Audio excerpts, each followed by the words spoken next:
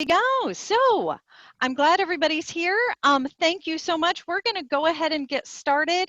We're using the chat, which I love. Please keep doing that. Just real quick, your three trainers today will be myself, Rosie Higgs. I'm excited to be the Director of Programs at the Nonprofit Association of the Midlands. We'll also have our CEO joining us, Ann Hendry, as well as Lisa Fox, who is the owner of Fox Creek Fundraising. So we're really excited to talk with you today. With just a couple, I know that we all have been doing this so much, so we've all probably got this memorized, but I do want to make sure people know, first of all, this webinar is being recorded today, and it will be available after the session. So keep that in mind. If you have questions or a comment, please use either the chat or the Q&A functions. We will keep an eye on those throughout the session, and we'll stop every once in a while and check them and kind of interrupt each other as we see questions come in. Also use the chat to introduce yourself. Some of you have already done that, so thank you for doing that. It's just nice to know who's in the room, so thanks for using that. Note in the chat function, you have the option to either send your question or comment just to panelists or to all panelists and attendees. So, so make sure you use that if that is something that you need. I'm real quick over the agenda.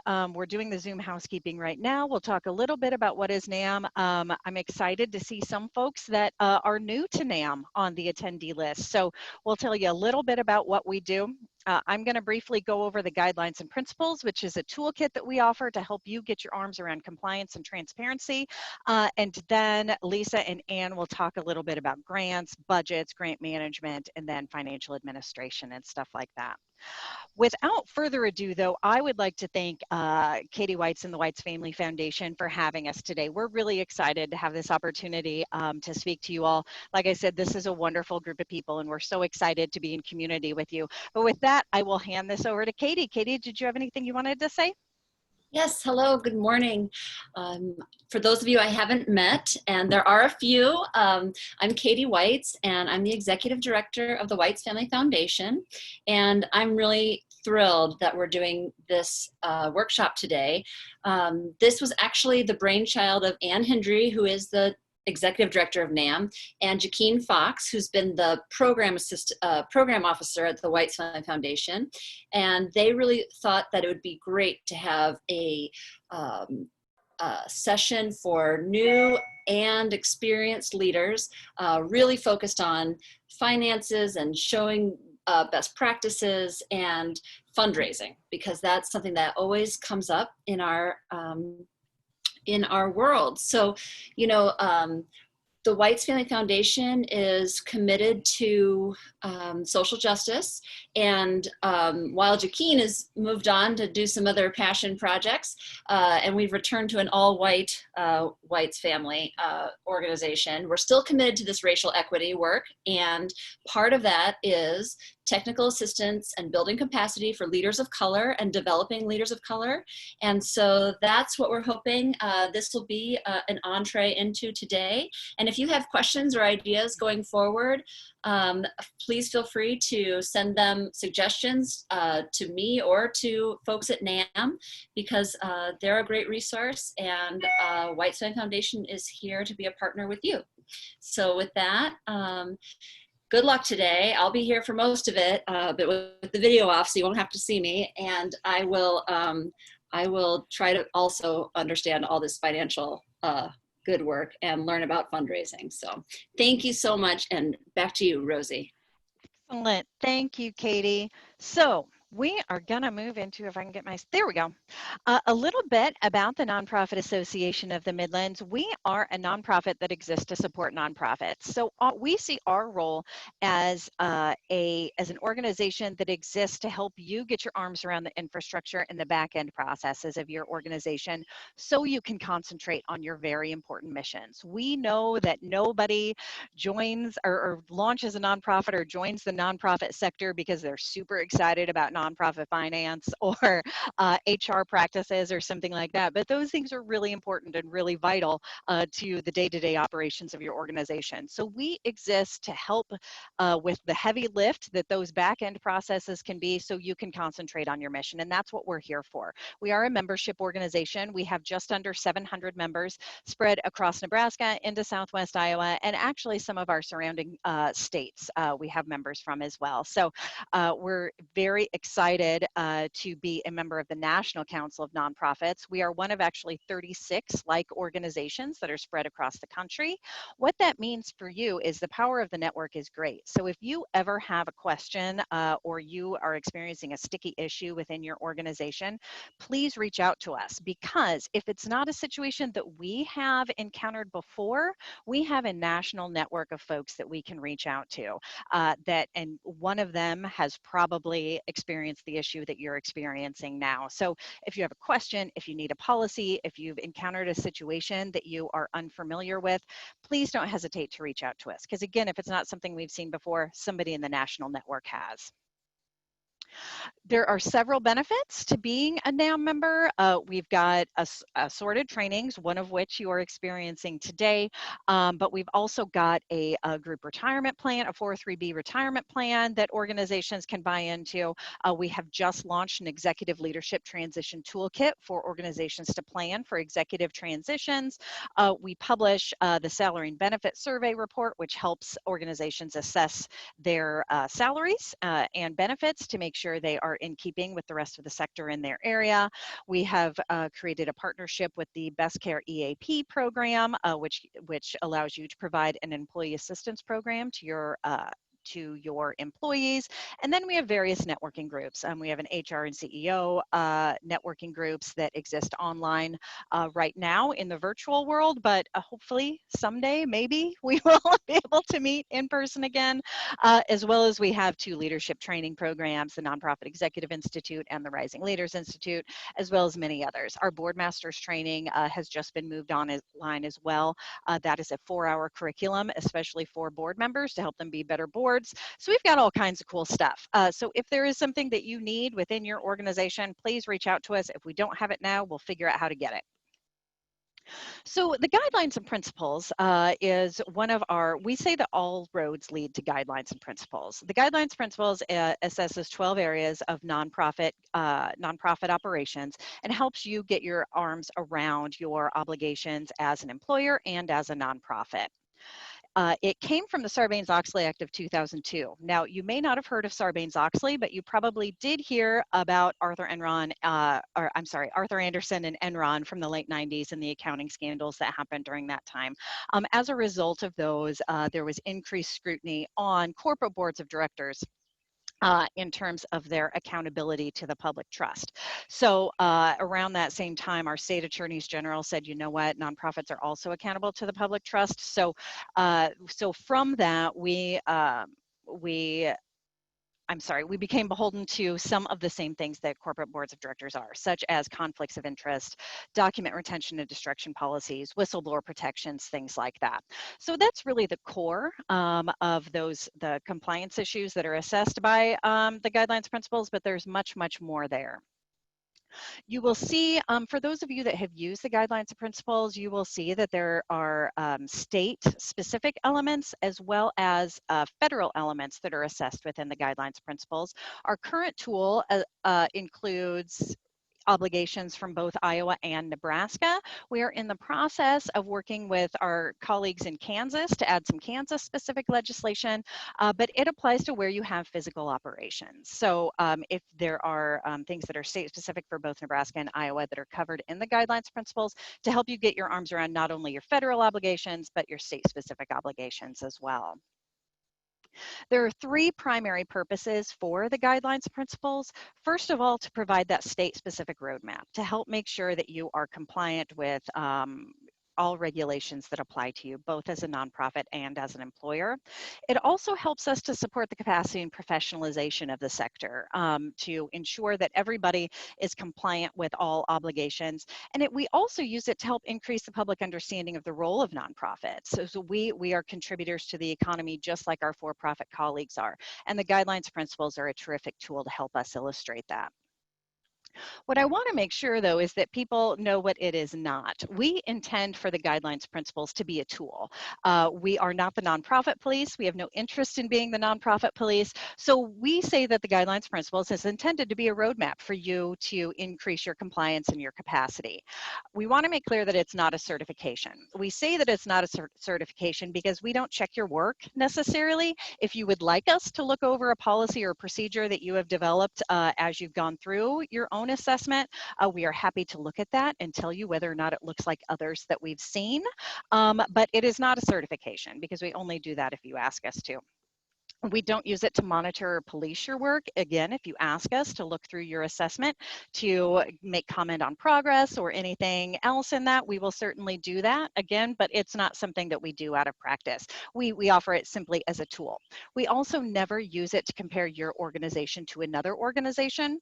There are some funders and organizations that ask for aggregate reports of our guidelines principles because that gives a good snapshot of the state of the sector. So if we run, say, an aggregate report and we see that many organizations are struggling in nonprofit finance or nonprofit fundraising or HR or something like that, that informs us to where we need to direct our training, upcoming trainings, but we never use an individual organization's report to compare it to another organization. We would never do that. We also never share your results with another organization unless you ask us to. So there are some nonprofits that use their guidelines and principles to focus their strategic planning, or they might share it with a consultant or something like that. And if you request that we do that, we will certainly share your results there. But otherwise, we never share individual results. We only share aggregate reports. And also, of course, the guidelines principles are not a substitute for legal counsel. We do assess 12 areas of operations in the guidelines and principles. Some are heavier than others. For example, obviously the governance or the financial management sections, those are going to be pretty heavy sections with a lot of legal elements written in there. Whereas the volunteer section, if you don't use volunteers outside of your volunteer board of directors, you can skip that entire section. There's skip logic built in.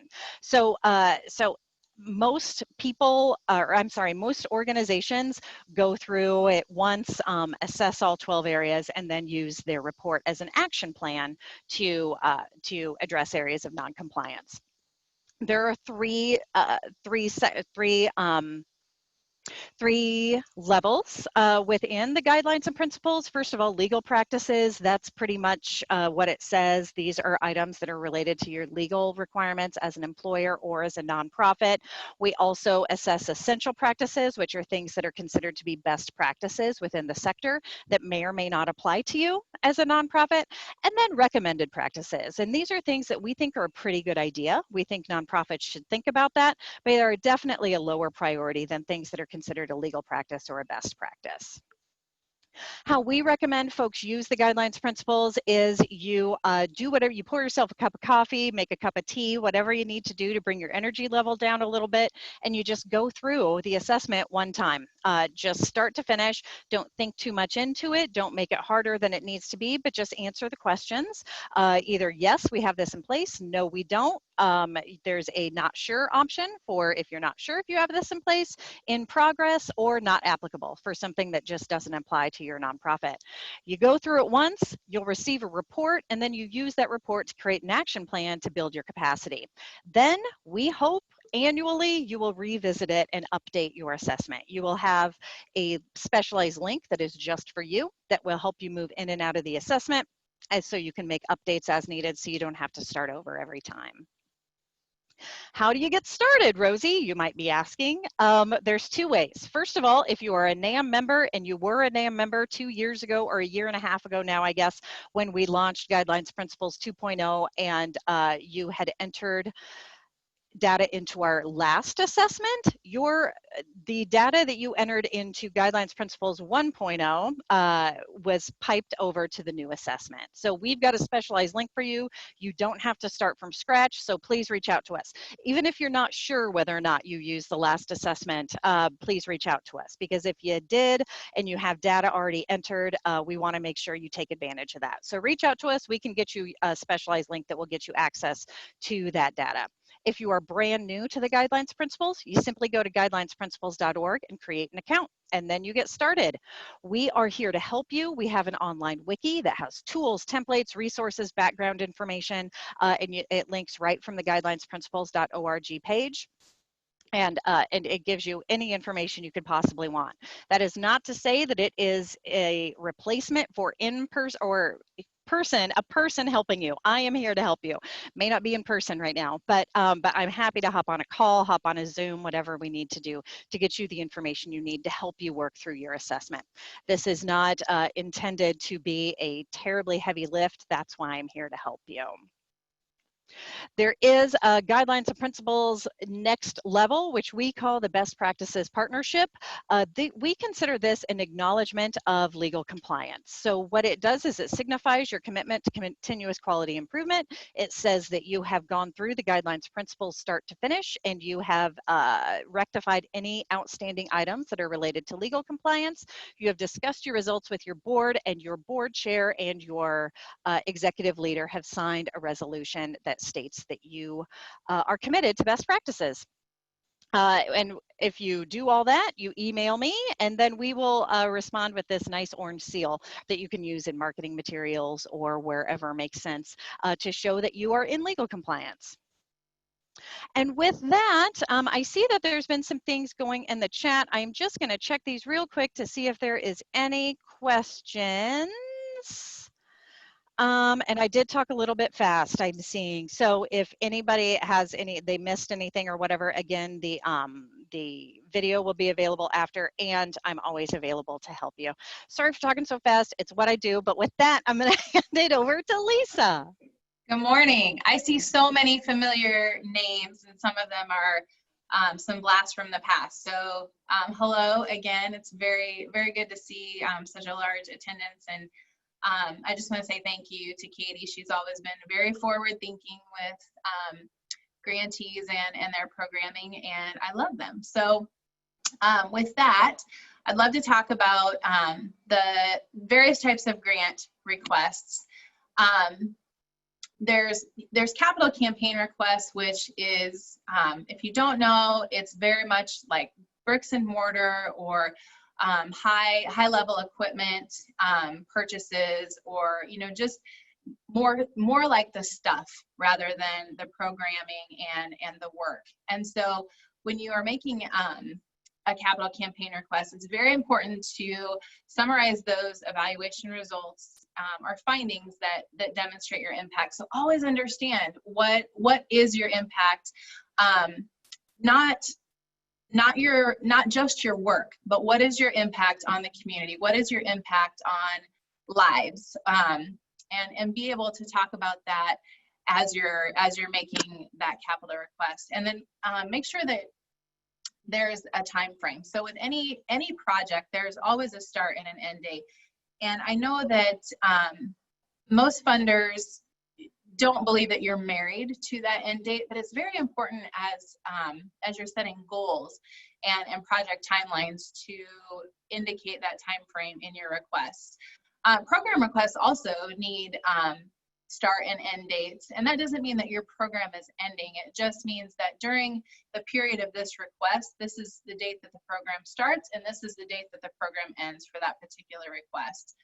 And again, always talking about the evaluation that's tied to that. What is the impact that this program is having on the community and the constituents that you serve?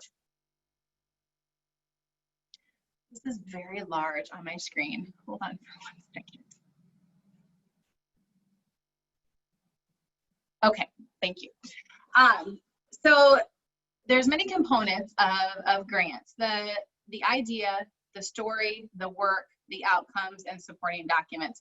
And often there's things intertwined inside of those items, but really those are the top 5 buckets that we're going to talk about today.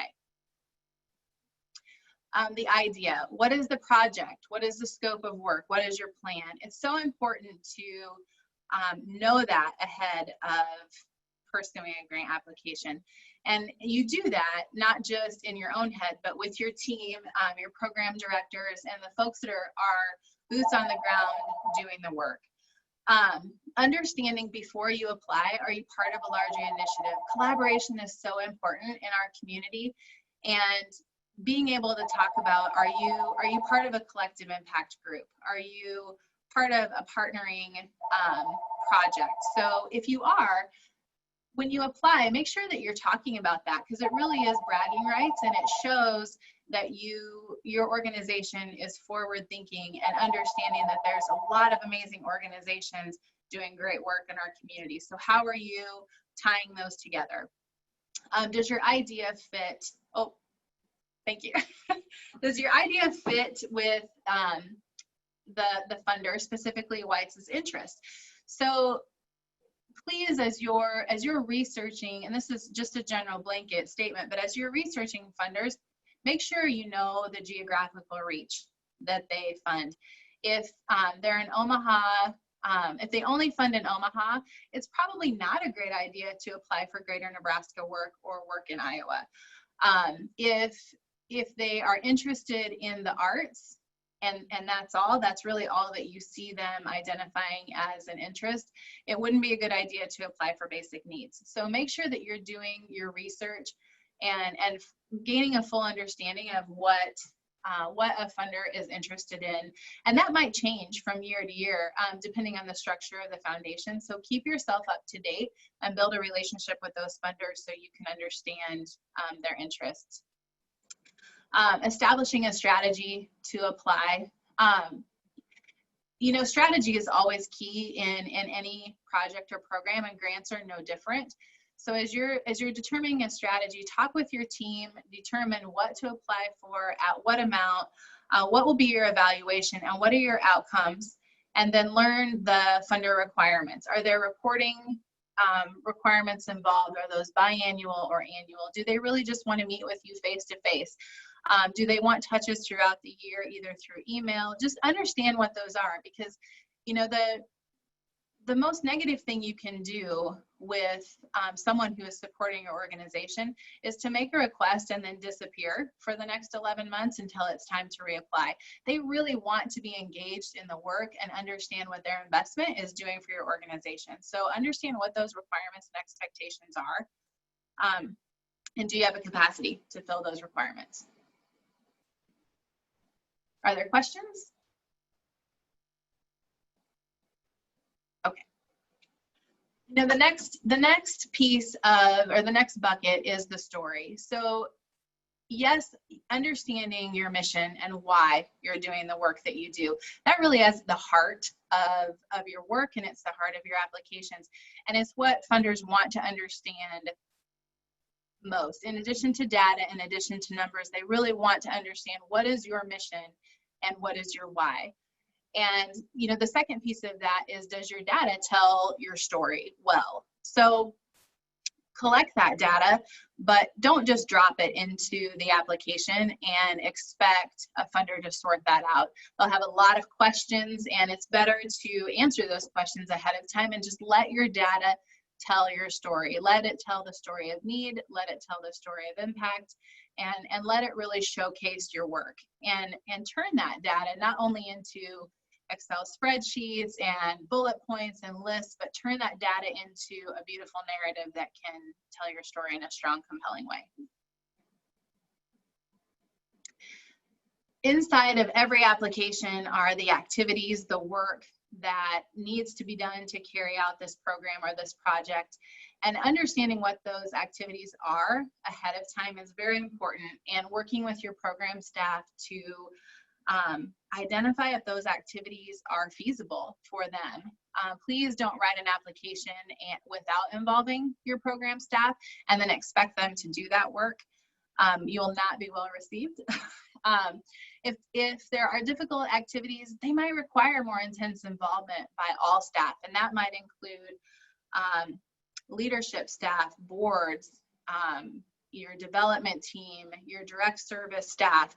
So if those are the activities that you're identifying, make sure that those people understand that work that they're going to be asked to do and are on board with that. Some activities, when you write, it feels very competitive. It might feel that you are competing with other programs in your agency. It might feel like you're competing with other agencies that might be doing similar work.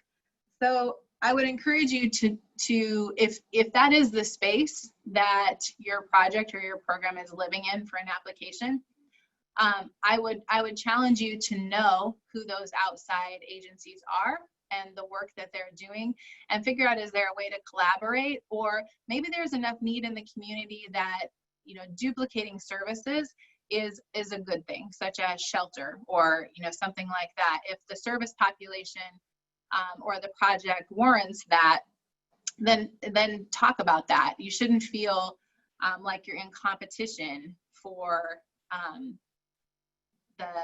the same, you know, the work that you're doing. You should always feel like you're all moving in the same direction. Many activities are collaborative, and I challenge you, if you're writing an application and you struggle with those types of questions about collaboration, talk to your team, talk to your program folks, and really take a deeper dive into the collaborations that are happening. And don't just put those in a list when you write an application. Talk about how you're collaborating with those partners and how it's impacting not only your mission, but especially if it's a larger initiative, the impact of that as well. And then there's the delicate activities, which often can involve your accounting staff, your financial management of that grant. So if there is a lot of evaluation or a lot of financial tracking, if it's a very restricted project, you know, please make sure that you're involving all of those people in that conversation so they understand what's expected of them if the project is funded. Outcomes. This is probably one of my most favorite slides of our workshops. Outcomes are so tricky and so important. When you're seeking out funding and you're writing applications, make sure that your impact is driving your income and not the other way around.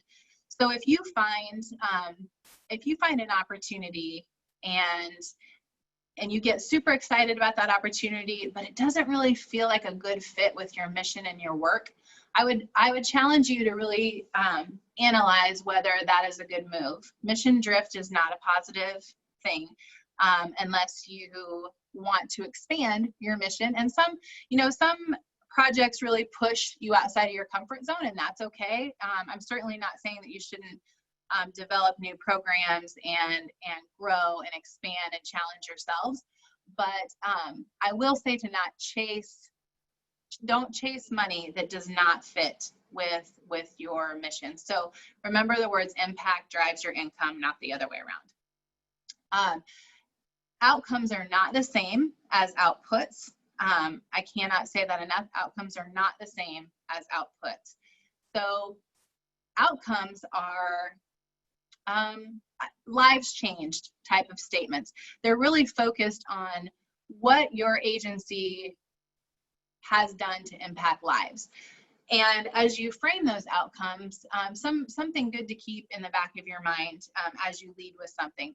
Lead with your client base. So instead of saying New Vision's Homeless Services will do this, that's an output, that's an activity, that's the work that your agency is doing. Rather, say that individuals experiencing homelessness will. So leading with the population that you serve and talking about the lives changed is a good way to start an outcome. It's certainly not the only way, but that would be a good strategy. And framing those in a smart method. So making sure that the goals are specific and that they're measurable and that they're action oriented, realistic, and timely. So make sure that you can do them, make sure that they're specific, make sure that they have a deadline, and then make sure that you can measure those outcomes. If you don't have a way to measure them, then I would encourage you to reevaluate whether they're a good outcome for you to have. And you know, measurement can get tricky sometimes. Again, I would encourage you to involve your program staff in those questions.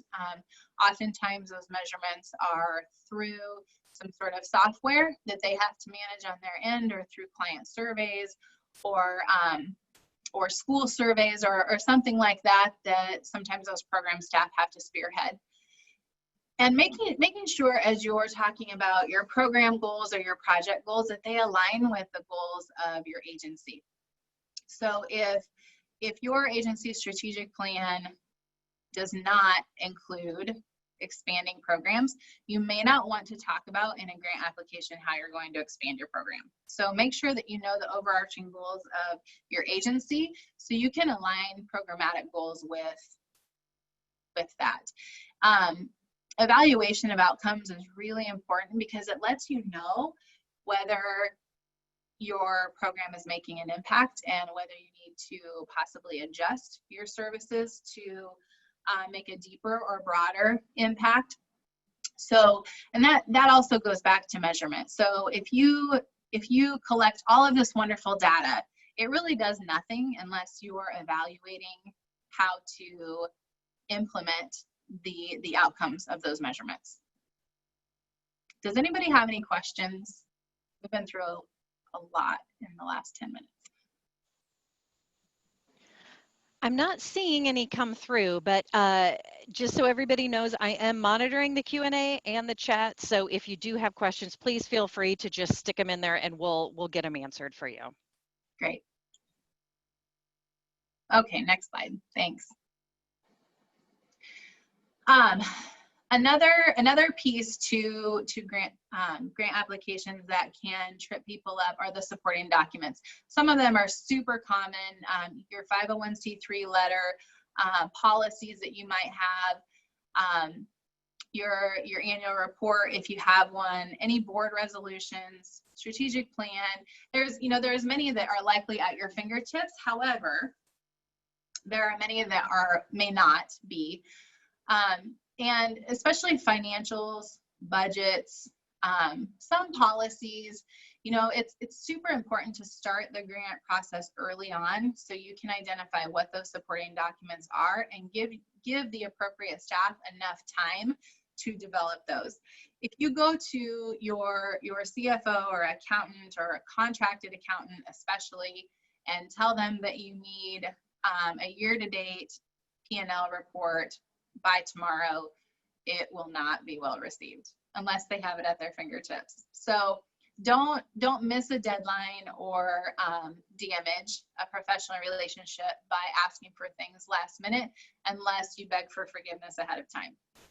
So and make sure that you as a grant writer understand what it is that they're asking for. So if a grant asks for end of year financials, make sure that you are giving them end of year financials. If they ask for end of year financials with a budget to actual comparison, make sure that those budget to actual comparisons are there. Ask your accountant for the correct information, but it's really up to you to double check that information before it's submitted. So open the document, compare it to the question, make sure that that information is there. And if it looks a little wonky, then go back to the person that provided it to you, and maybe that information wasn't communicated clearly. And do that in a collaborative way. Reports, and I would encourage you, if you don't have one, to put one together, because it's a great way in a snapshot to showcase your past year's work. And it's a great marketing tool, not only in grants but also in the community. Board resolutions can get a little tricky to obtain if your board only meets monthly or even every quarter. So make sure that you know know what those signatures require ahead of time and give those board members plenty of time to get that signed. Budgets, I'm not going to touch on that too much because we take a little bit deeper dive into it, but making sure that you are fulfilling the budget requirements of the application. If they ask for an operating budget and a program budget and you are applying for a program request, make sure that you are submitting both. Don't submit your operating budget as both your operating and your program budget. If you're requesting funds for a specific program, that funder wants to see a separate budget for that particular program. And we'll take a little bit deeper dive into that here in a few minutes.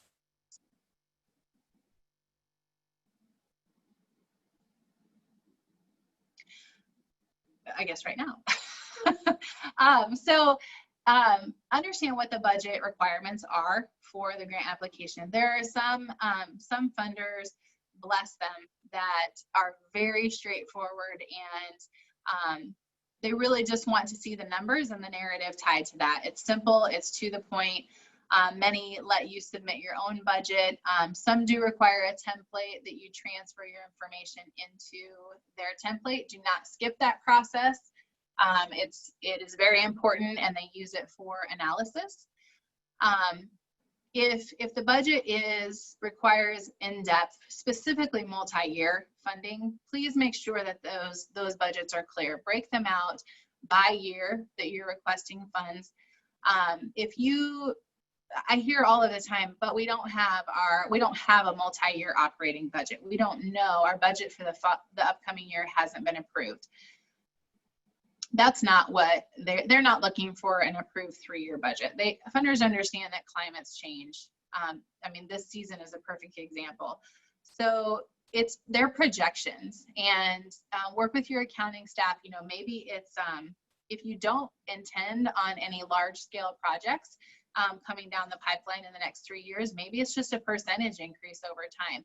But if you know that you're going to be adding staff in the following year, if you know that you're adding a new program in the following year, that's a good time to assess what those costs are, not only for the grant, but also for your planning, your future planning purposes as well.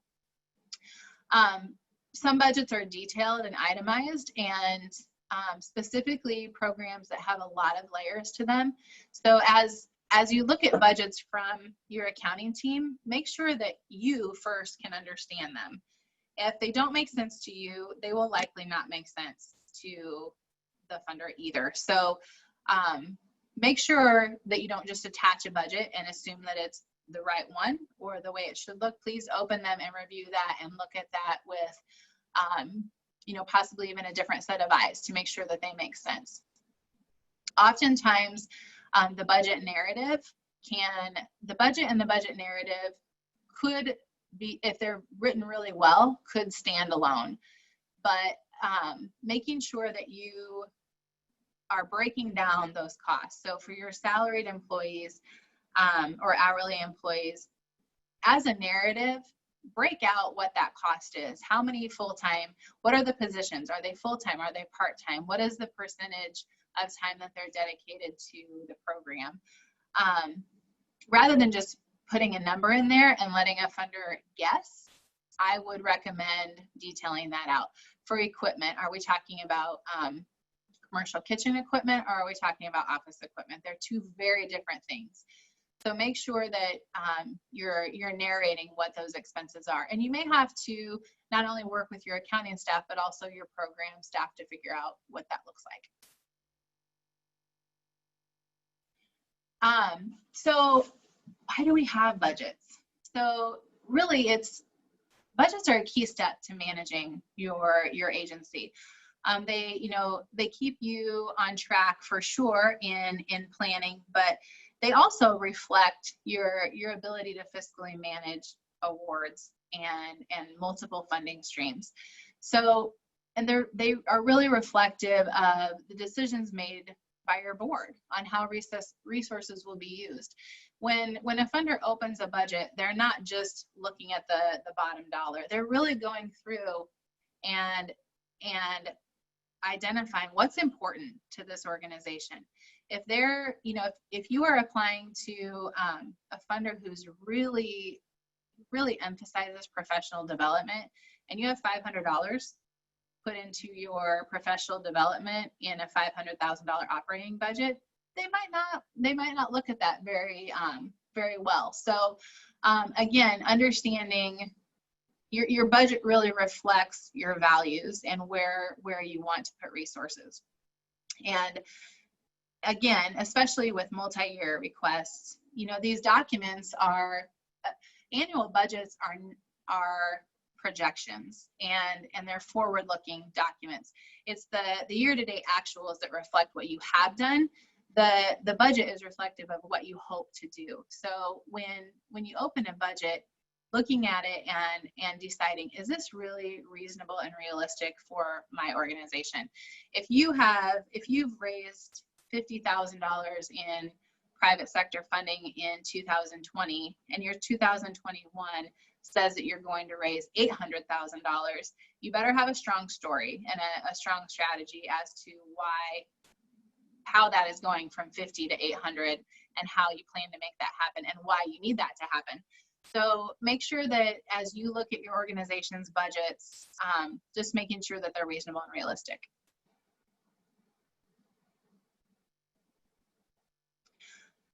So normally Anne does this slide. So Anne, if I miss something, jump in here and make sure that I'm covering everything. So generally budgets are divided into rows and columns. I love Excel sheets because they will auto calculate for you. However, check your formulas, make sure it's actually calculating correctly. Excel is super fancy, but it can be messed up really quickly. Oh, can you go back? Oh. Back one more. Thank you. So as you look at the columns, expenses, match sources, totals, make sure that whatever that funder is requiring, if it's beyond what your budget shows, make sure that you know what that funder is requiring in the budget. If they request something specific, you may have to go back to your accounting staff and figure out how to tie that in. This is best practice for me. It's not always appropriate for every project, but I like to make sure that I have a revenue section and an expense section. So, you know, funders and really anyone looking at your budget can see what you anticipate your revenue streams being. And that might be something that you have to ask for from your finance team, because sometimes they'll send you a budget and it's just your expenses. So, I always like to put the revenue inside of there. Lisa, we have a question. Do the mission statement, narrative, and budget need to be aligned? Do the mission, the narrative, and the budget need to be aligned? Yes. So I see the mission as, you know, the big picture and the mission and vision.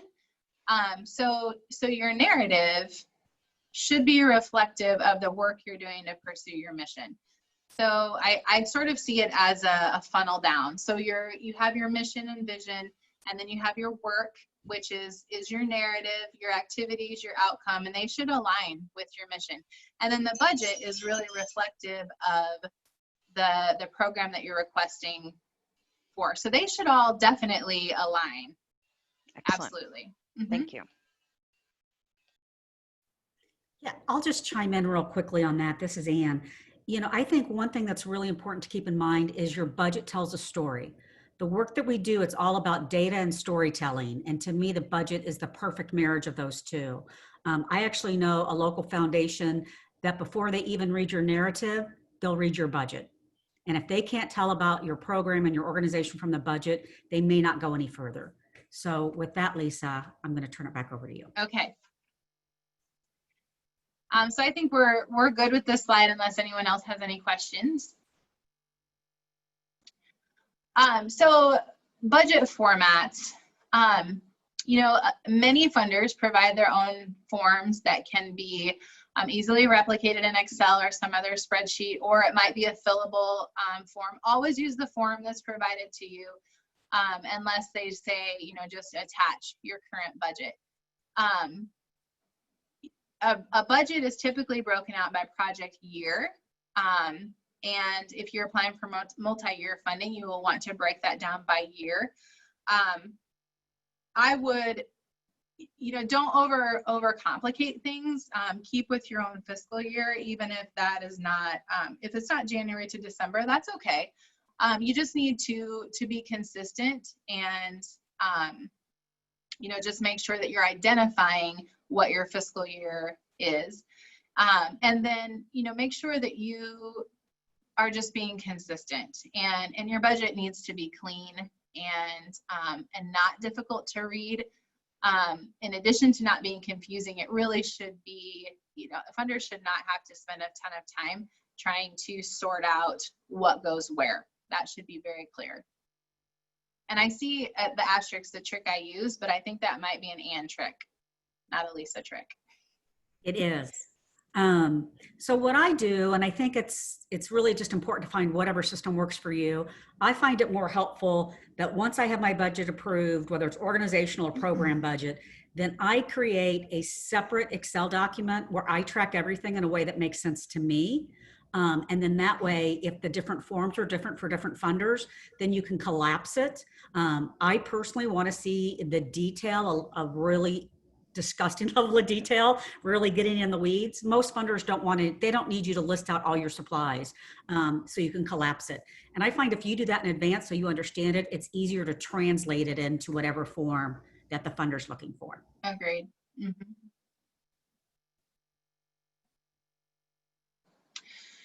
So there's a lot of budget categories, and certainly there's going to be categories that are unique to your organization. These are just some general budget categories. And as Ann was talking, collapsing some of those subcategories into master line items and then developing narrative outside of that might be a clean way to present that in a grant. Salary and wages are your personnel. If you're applying for a program grant, do not include all of your agency personnel unless all of those folks are directly involved with your program. If you have an executive director who, you know, if you're a one-person show, it might be a different conversation, but if you have multiple staff, including 100% of your executive director's salary in a program request is not appropriate. So you need to figure out the percentage of time that staff are spending in that program, and that's how you get to that salary number. But then you want to talk about what makes that number up. Benefits, insurance, and related taxes. Make sure that if you are only pulling 50% of someone's category or budget into, salary into your program budget, make sure that you're only pulling 50% of their benefits, insurance, and taxes. Travel and training is another great category. Supplies, that could be just really anything programmatically, program supplies. Equipment, be specific about that. As I mentioned before, if it's,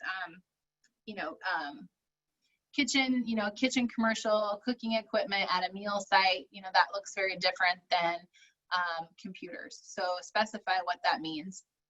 Consultants and professional fees, that's me. Subcontractors go here.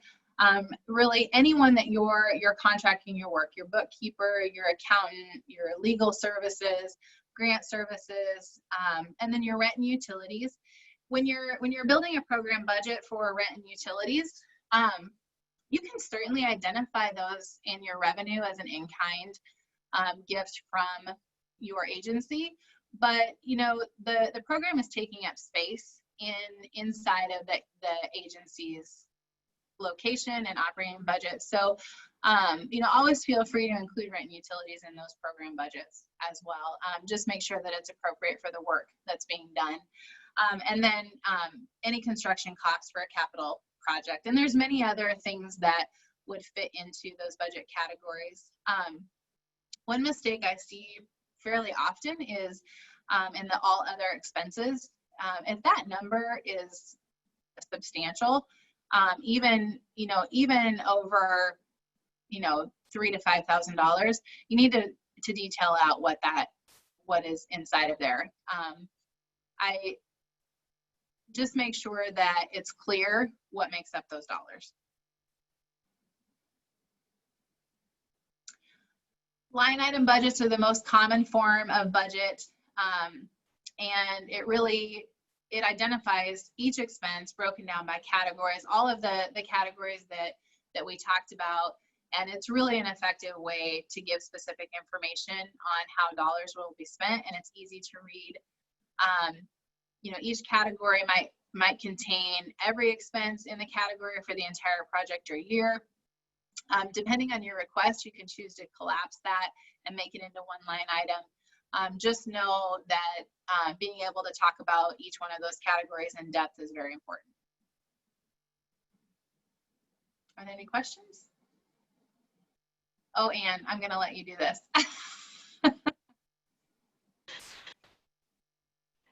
Okay, Not seeing any questions yet. Okay. So this, I think, is a nice way to show what I think is a very simplified budget.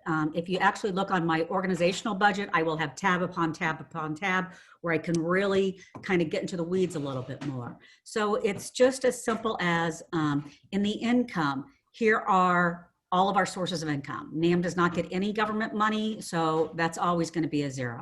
What's our goal for foundations? It's how much did we budget and how much did we actually get, which will then give us good information to know what to budget for in the next year. And this year it was 2013. Do we get money from corporations? We get a little bit that's pretty consistent. United Way or federated campaigns, it's not a lot of money, but we're part of the Community Services Fund. Individual contributions, that's actually board member donations. That's pretty much our only individual contributions. Fundraising events and products. This is our training. This is our summit, the Nebraska Nonprofit Conference that we had last week, all those types of things. We are a membership organization, so this is how much do we budget for membership and fee income, as well as investment income, which looks a little small, but hey, at least it's on the positive side. And then you see what that totals. And then we go down to, these are the collapsed versions of the salary and wages. So right now we have 7 staff members. I think in 2012, we probably had more like 3 or 4. So we just put the total for all that, again, with the insurance, benefits, related taxes, consultants and professional fees. I'm a firm believer in anything that I can contract out, I do. I contract out our bookkeeping, I contract out our payroll, all those types of things. Using consultants and professional fees. So this is things like we were going to do a strategic plan. We were working with a communications company. Travel and training, were people going to go to conferences, get some professional development, mileage, those types of things.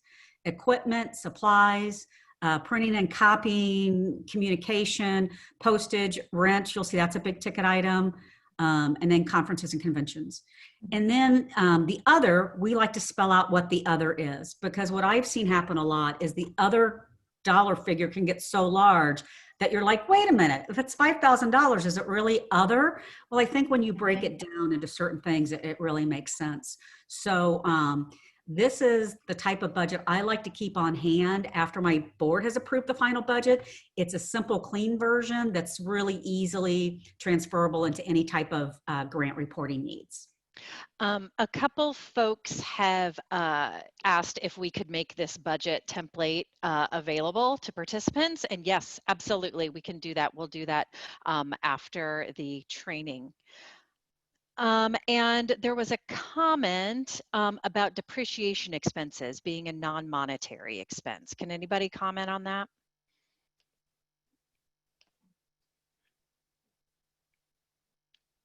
And what does NAM do with depreciation? I see it show up very differently in many different agencies. And I will tell you that if you have a finance person on your team, they will tell you how they articulate depreciation. But I think in some cases, it depends on the situation. some cases it needs to be, I mean, it always should be reflected in the budget. Whether you want to reflect that to a funder and in what way is really up to your organization and up to your finance team. I think that's true. I think it depends upon the type of big ticket item you're doing. So for example, when we updated our website a couple years ago, that was something over time that was depreciated. I know we just finished a capital campaign and a move. And so that is something that over the next couple of years that we'll be looking at as well. This is where you really want to work with a qualified accountant that can help you explain that and tell that story. One more question. Wanted to know, why is our budget not zero-based in 2013? Or actually, yeah, in 2013. On this slide, what it is, and again, clearly I need to update my slides if this is 2012, 2013, but if you would scroll down a little further, that we don't show on this, but we do on our management summary with our monthly financials, then what we do is we add in funds kind of below the line. So maybe we got grants in 2011 that were for 2012 and 2013. Our basis of accounting, which I'll get into a little bit later, is accrual. So we had to claim that then. So it does get zeroed out at the end. Unfortunately, it looks like it kind of got chopped off on this slide. Excellent. Thank you. That's the last of the questions. This is just an example of supplies that might be in your budget. So, you know, and I love this phrase, but budget items that you can touch. So specific supplies that support the project, not necessarily the organization if you're applying for program dollars. So try to itemize these as much as possible. And they include office supplies, computer accessories, postage, shipping, books, dues and subscriptions, food and beverage. And sometimes, you know, depending on how your budget looks, like dues and subscriptions, for example, they might be completely pulled out of the supplies category and have their own line item. And if they do, that's fine. Don't feel like this is you have to marry to this particular list. It's just an example of what might be included in supplies. And you can provide a lump sum or an estimated monthly cost, and I feel like that's well received either way. So back to the last slide with the budgets. The question is, shouldn't nonprofit budgets always be zero-based? Can either of you comment on that? No, they don't always have to be zeroed out. You know, it sometimes if you have a goal to build your reserves, and that maybe not necessarily included in your you know, in your line item budget, you could definitely articulate that those funds are going to reserves. I have one agency that on their budget shows $1 million surplus every year, but that's just a budgeting number, and they do extremely capital intensive work, and so they have to keep $1 million in reserve at all times in case one of their manufacturing pieces of equipment go down, or if their staff are furloughed because they are blind, and so they really rely on this particular nonprofit to employ them. And so it's it's important to be able to articulate why that all is there. And so in some cases,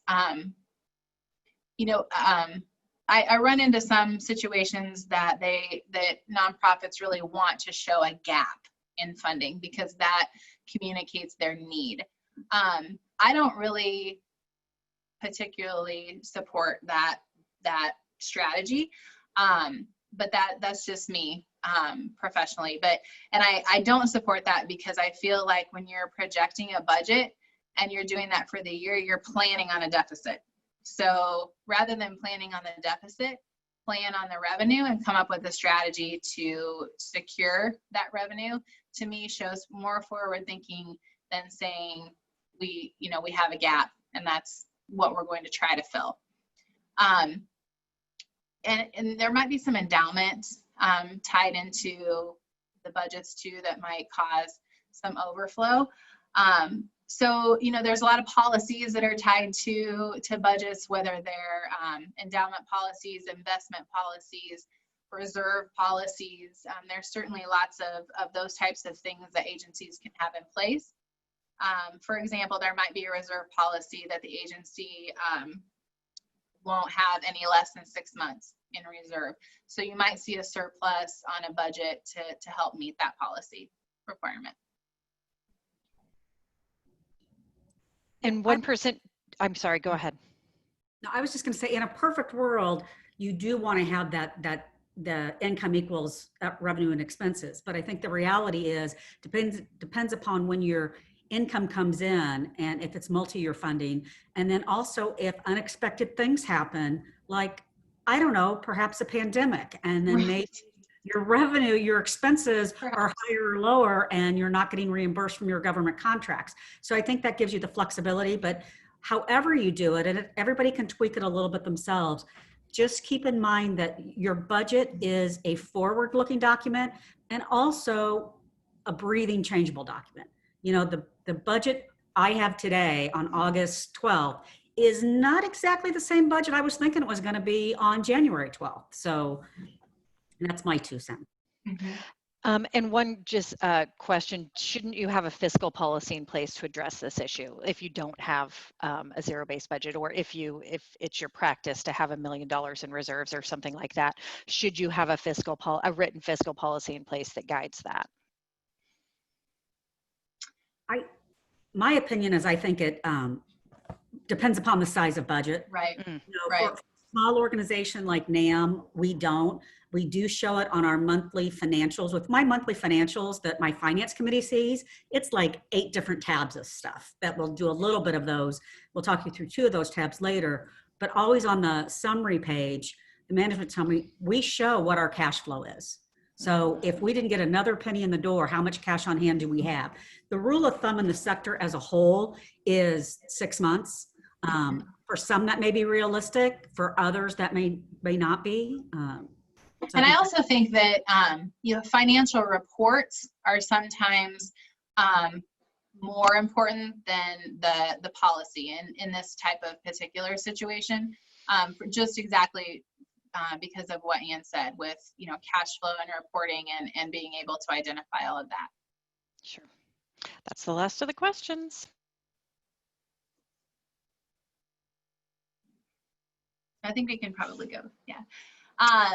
Equipment, you know, your big ticket items that are tied to your program, you know, they're usually the items that have a longer lifespan, or maintenance. And, you know, when you talk about things like vehicles, you may want to consider including your fuel and your insurance tied to those items. Any possibly, you know, maintenance that goes along with that. I think it's very responsible to have, you know, some sort of a maintenance budget included with some of the big ticket items, you know, to show responsibility of that investment. And then make sure that you know if a funder has restrictions as to whom the equipment belongs to. So, for example, you know, a funder may not support rented equipment. They might, so just making sure that you have a clear understanding about what those restrictions could be. And it might be, you know, you might be able to prove that it's more cost effective and efficient for you not to own the equipment. And just making sure that you, if you are purchasing it, that you have your bids, if there are matching requirements, and even if equipment is even allowable in your application.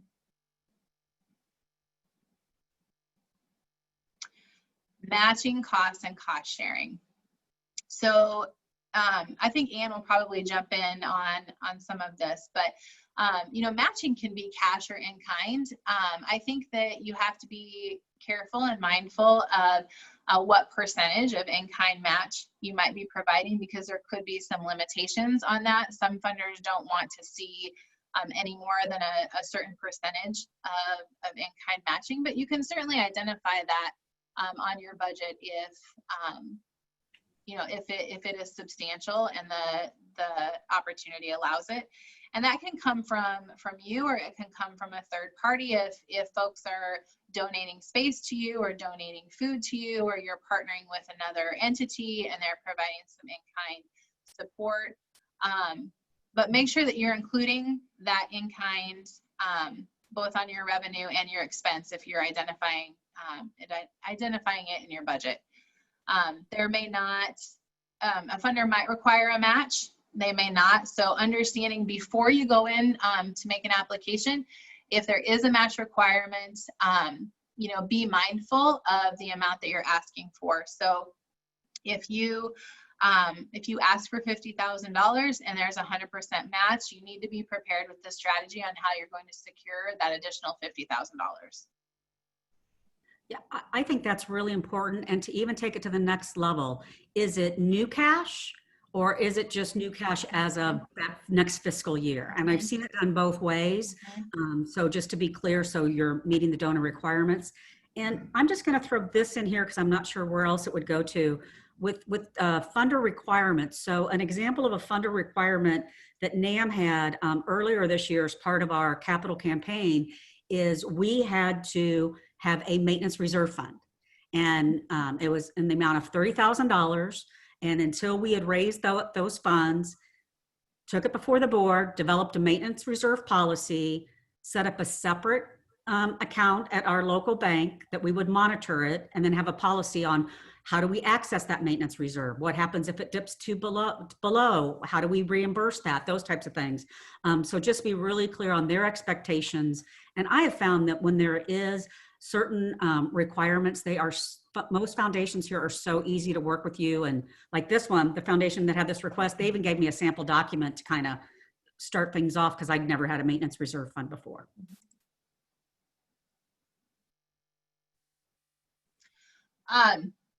So what is an in-kind match?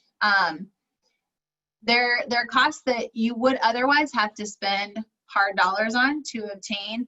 So donated goods or equipment, for example, a community meal site likely gets donations from the community of food.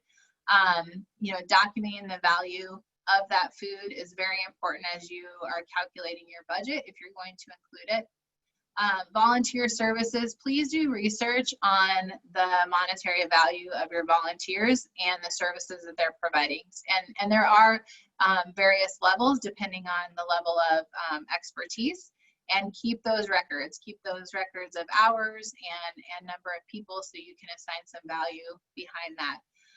You might have a consultant or company that offers to do something for you, possibly build a website or offer some free marketing or something that you would otherwise have to pay for that enhances your program or is required for your program services. And then waived indirect costs and administrative fees, it's not easy to do. So, and you would want to ask your funder if it's even accepted, which oftentimes it's not.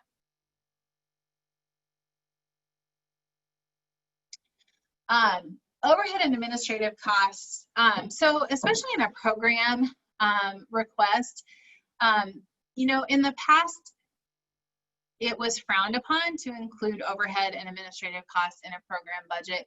I see funders shifting away from that a little bit because I think that they understand that it does take overhead administrative costs to manage a grant and manage an application. So,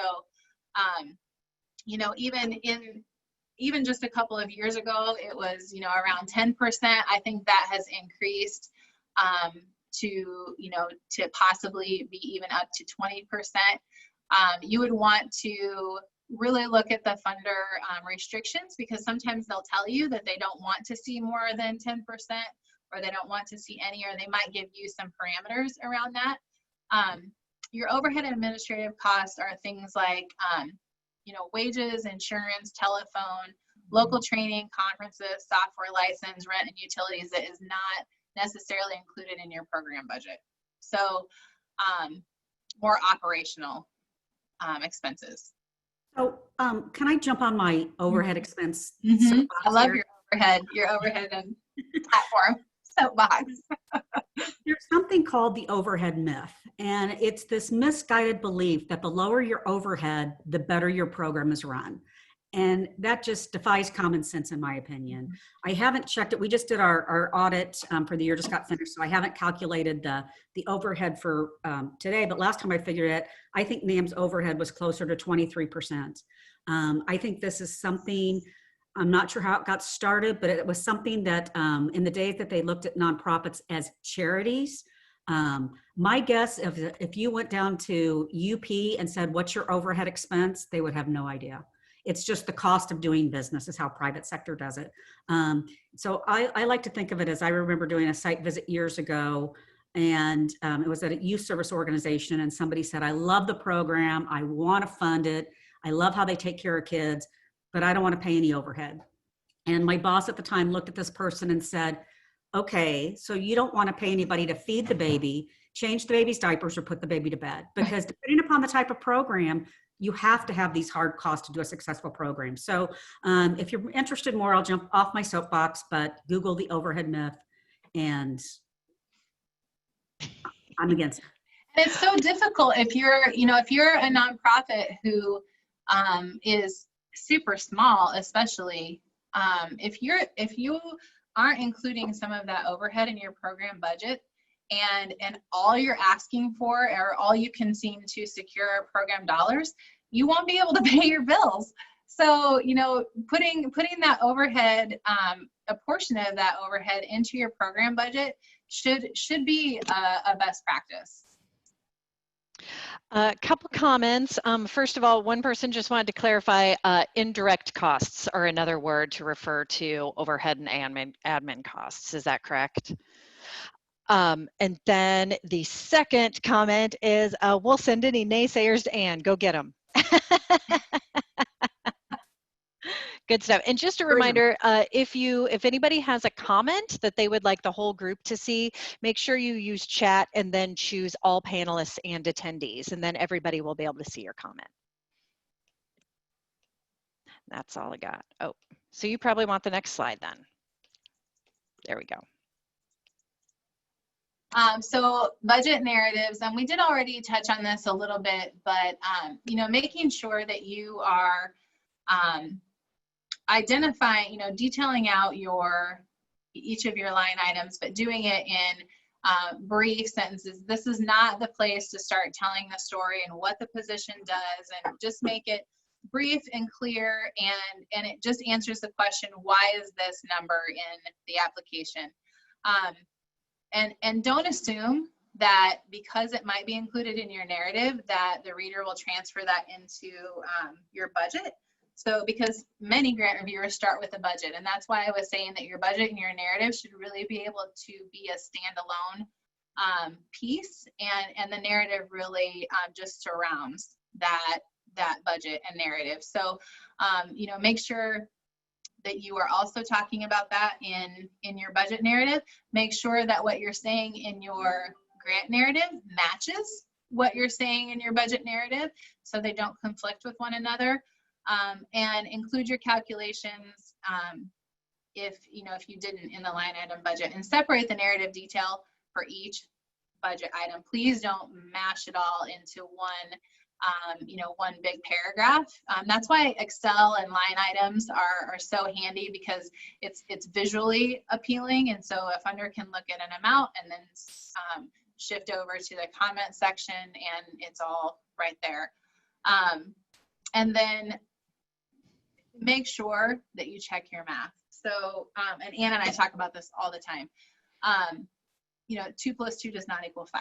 So Excel is great, but make sure that your formulas are correct, and make sure that things have not been lost. So check, and double check.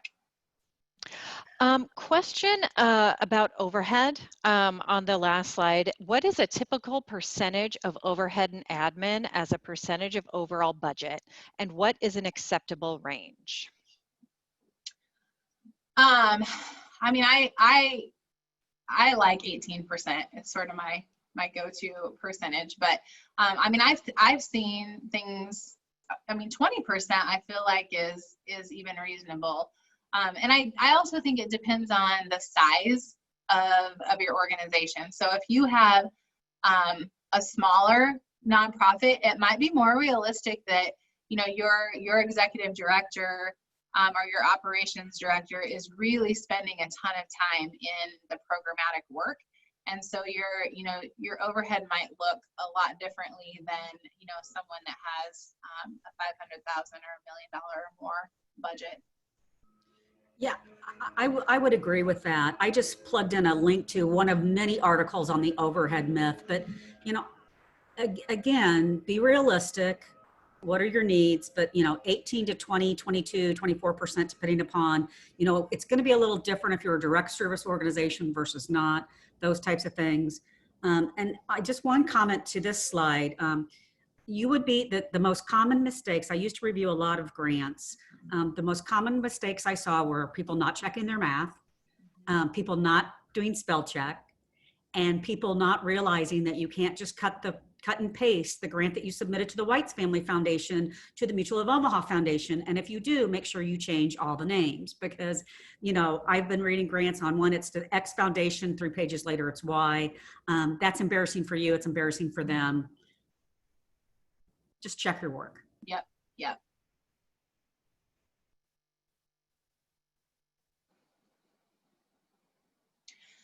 So you're awarded the funds, and you know, next steps. So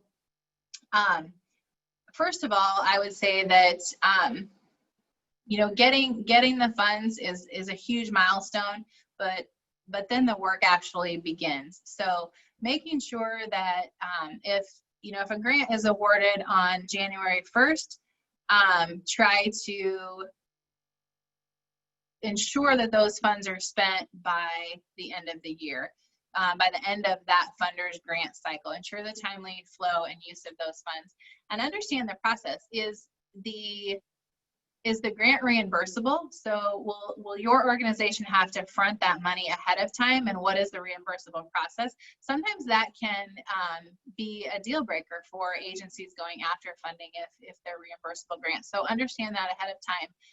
Are there planning issues tied to using those funds? So, you know, back to that strategy, and, you know, COVID-related scenario planning. So there, you know, we don't really know what the time limits are on some of those funds. And there might not be any deadlines. Some would need to be used by the end of the year. And so making sure that you know what the deadlines are. We just, the Nebraska CARES grants was a perfect example of their recovery funding. It was a minimum request of $50,000 that had to be used from July to December.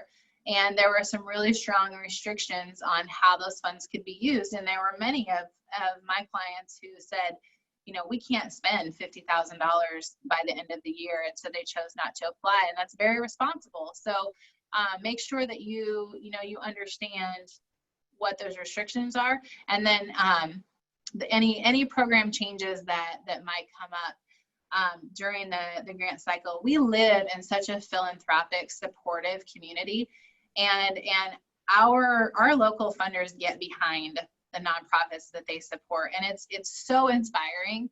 And I tell nonprofits this all the time: don't be afraid to go to the foundations and family funds that are supporting you and wave the white flag and say, we had to change things up because it wasn't working, or we need to change things up because it's not working. Don't wait until the end of that grant cycle to say, well, we did this instead, or we should have done this instead. Involve them in the process. You know, 2 things, and I will cut and paste, see if I can find the link to cut and paste. It's also on the NAM website. There is a great crisis response toolkit that's free for any nonprofits that Category 1 Consulting created. I think this helps you with some of the scenario planning, helps you get some of the thinking that's been in your head with COVID and put it on paper or online in a way that you can easily change it. So that's a toolkit that we'll definitely share. I also think we've actually even added, oh, and Abby did it. Abby's on the spot. Thank you, Abby, for putting that in there. And the nice thing about this is you can go in and update it as you make changes on that. On program changes, I think, and I always pick on Rosie when I say this, Rosie oversees our education and programming. And since COVID, our education and programming has had to learn how to do backflips, cartwheels, and sometimes be on the high wire. So just to document all those changes you're making, we even did in our organizational goals for the year, for the first time, we added a new column called COVID, where we're going to list what did we have to change and add because of COVID, and what could we not do because of COVID. And just by keeping it there on a regular basis is going to make it so much easier for us to report to our funders and to our board.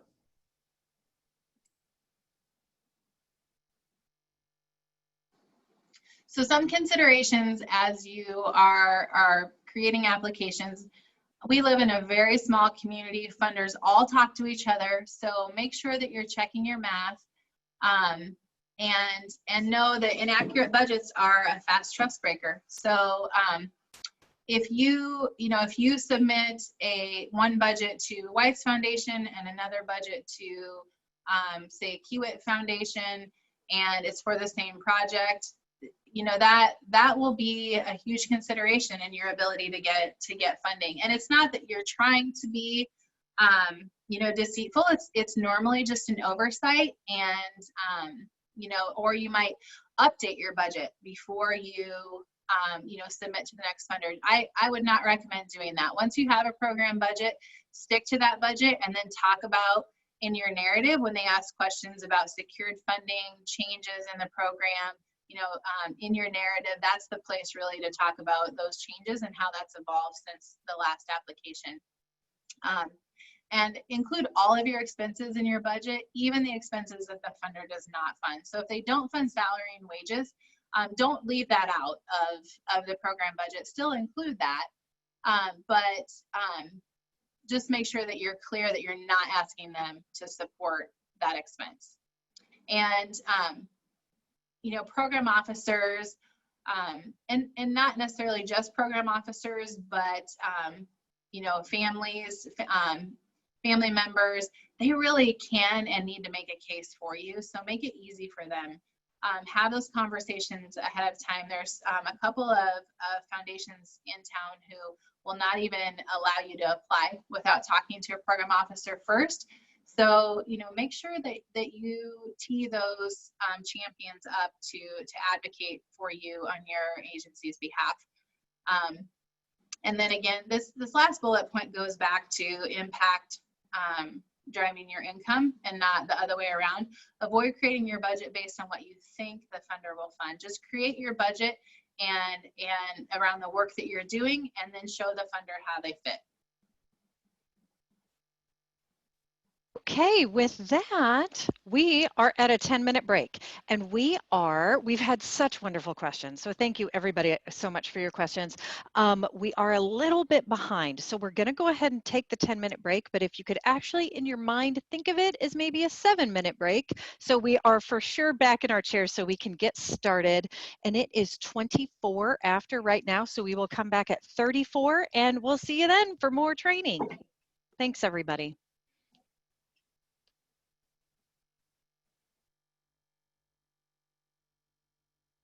I'm just going to wave during the break. Hi, everybody. I'm so happy you guys are all here. That's awesome. Thanks, Katie. I feel like I need to go back and say hello to all the different people because I started out responding to people who were here, and then I realized, oh, I'm totally distracting and not paying attention. I can't do that. Oh, we love you. Oh, I love you guys so much. So glad you're here. This is great. This is great information and a lot. I'm really glad to be a part of it. So thank you, Rosie and Ann and Lisa. I hope you guys are taking a good break. Oh, so happy to see you guys here.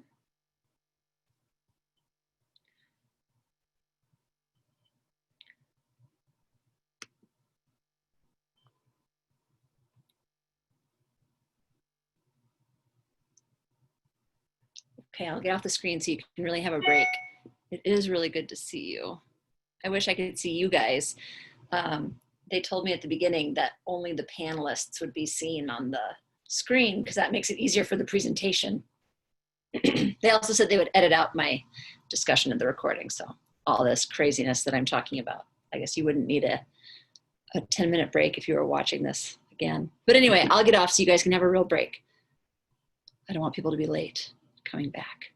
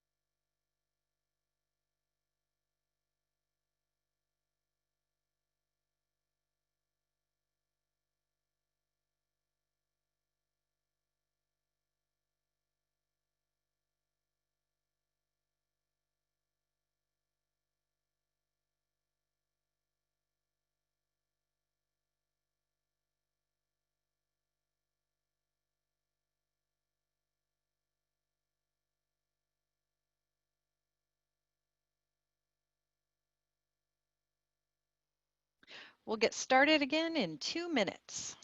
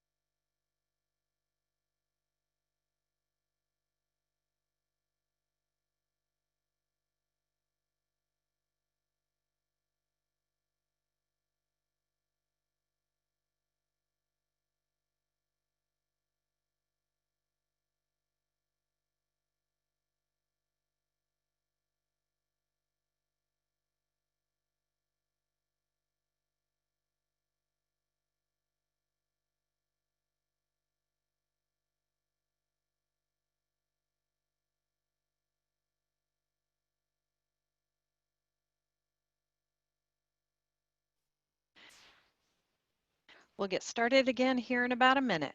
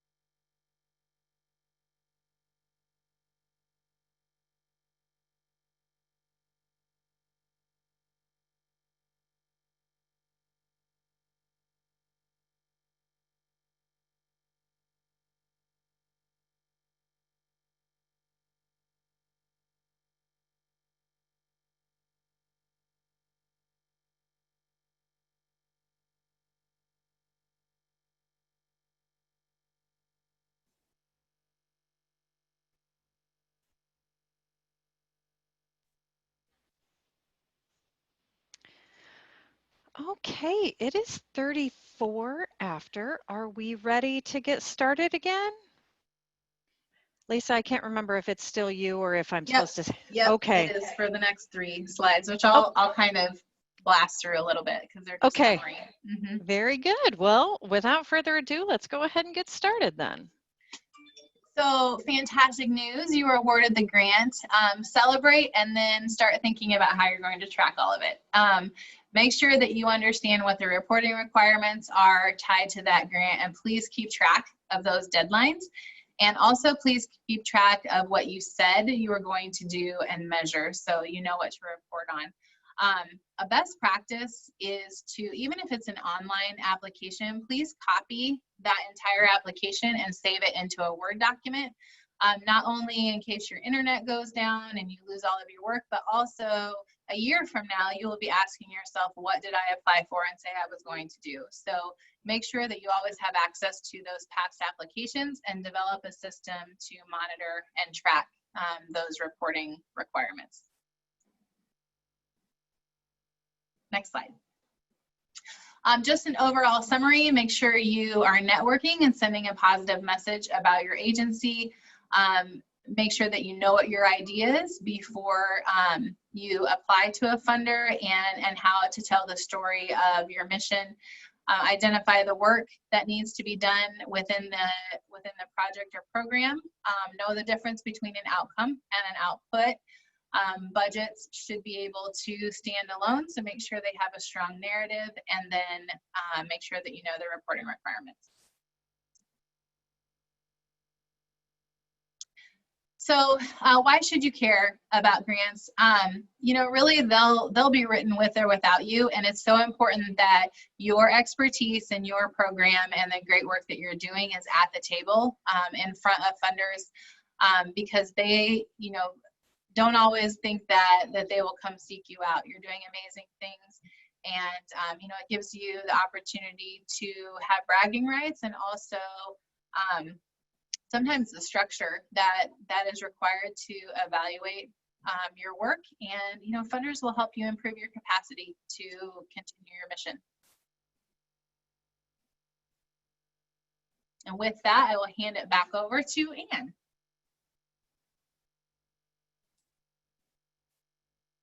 Okie doke. So now I realize we are not at the most glamorous portion of the session. Financial expectations, financial practices can be a little dry, but I think this is really the cornerstone, not only for your program grants, for your organizational itself, but really just keeping your nonprofit alive, well, and healthy. I'm just going to go through a couple of areas, but before I do, I just want to remind folks of, if you go to the wiki related to the guidelines and principles that Rosie mentioned, you'll see the wiki is divided, much like guidelines and principles, into 12 areas of running your nonprofit business. And we are a business, we just have a different bottom line. And so you could go through there. I would say definitely the financial management and the fundraising, maybe the areas of interest at this time to this group, to kind of go through and see what are some best practices, what can I expect, and that might help you understand what that is. And it is a free resource. We also do a finance series every year. It's kind of been in a different format because of everything with COVID. It's something that we call Dirty Sexy Money. So people open up our emails. So we go really into depth on audits, internal controls, working with finance committees. That's not what we're going to do today. Today's going to be a little bit more high level. A lot of these things you may already have in place, but it also may help you to say, you know, I didn't like what I inherited. How do I change it? I didn't know that maybe I needed to do that. So as we get into financial management, it's really so key that you have a really strong system that works for you. And at a minimum, it contains two key parts. What accounting system are you going to use?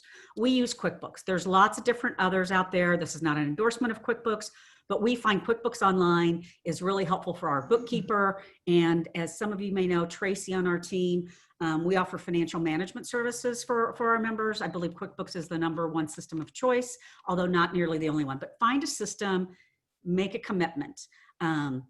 You'll also want to have documented policies and procedures that support how you manage your organization, especially when it comes to turn to finances.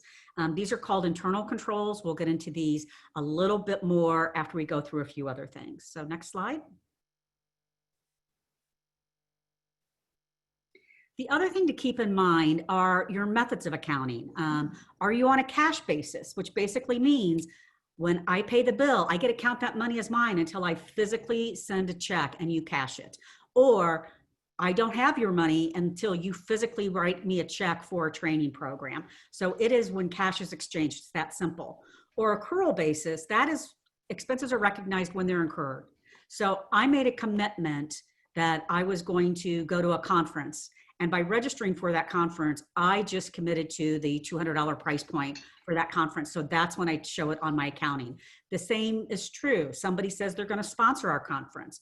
The day that we get that email from that business saying, yes, I will sponsor your conference at the $500 level. Well, let's make it the $2,500 level. Let's dream big. I'm going to sponsor your conference at a certain level. That's when we recognize that as income. I know when I first started at NAM, we were on the cash basis. I'm really glad that we switched to the accrual basis. I personally find that that's just easier for me to truly understand what is my true financial position? How much cash do I have on hand that's eligible for me to spend? So with that said, we had one question asking if NAM offers QuickBooks trainings or utilization training, and we do. We partner with QuickBooks Made Easy to offer our QuickBooks training, and they have, as of this year, moved that training online, and you can find that on our training calendar.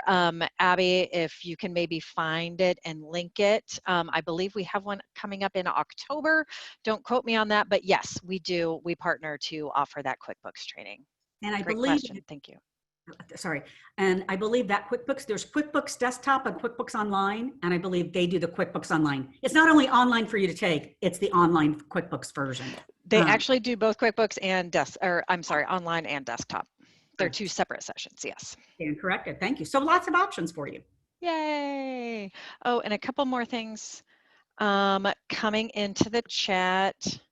Oh, and I will, there's a question about our 403B, and I will just answer that in the chat and let Anne move on with the presentation. I think we'll move on, but feel free to put we showed you the slide of NAM benefits. Feel free to put those questions in the box, but we'll get to those at the end because we really do want to get through to the money trainings.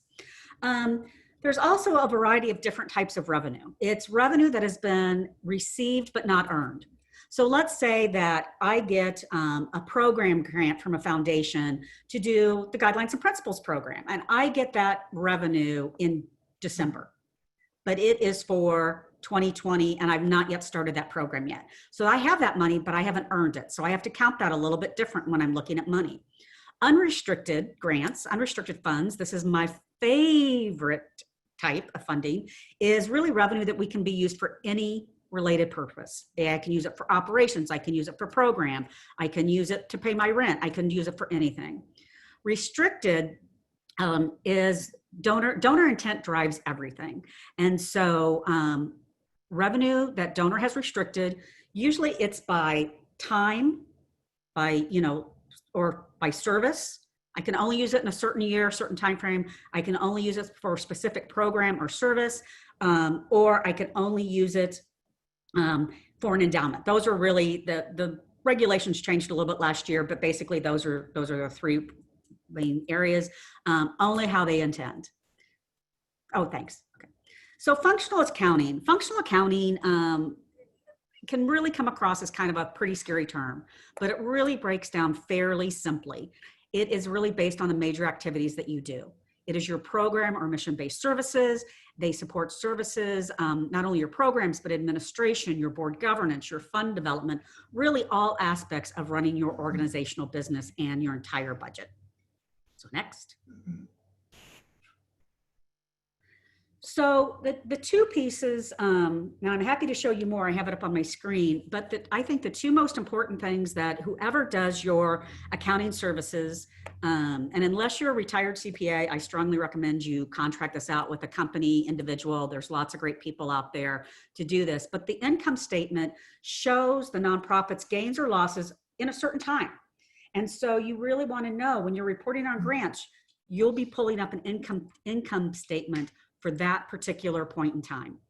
And so I know we have a sample of one of ours that's going to be really small print.